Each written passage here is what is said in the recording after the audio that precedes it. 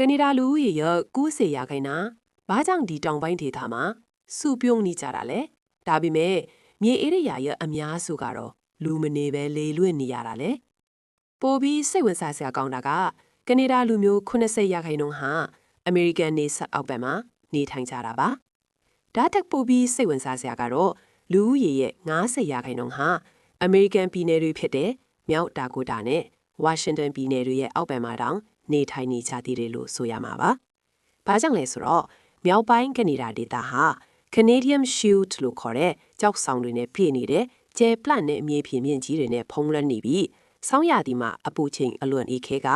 အပူချိန်ဒီဂရီစင်တီဂရိတ်3အောက်30ကနေ3အောက်40အထိရောက်ရှိနိုင်တဲ့အတွက်စက်မှုလုပ်ငန်းနဲ့စိုက်ပျိုးရေးနှမျိုးစလုံးဖွံ့ဖြိုးတိုးတက်ဖို့အလွန်ခက်ခဲနေလို့ပါပဲ။တစ်ချိန်တည်းမှာပဲတောင်ဘက်မှာတော့ရေကြီးရေလန်းဖြစ်နေတဲ့ရေကန်ကြီးတွေGreat Lakes ရှိတဲ့ဒေသကြီးရှိနေပြီးအဲ့ဒီရေကန်ကြီးတွေက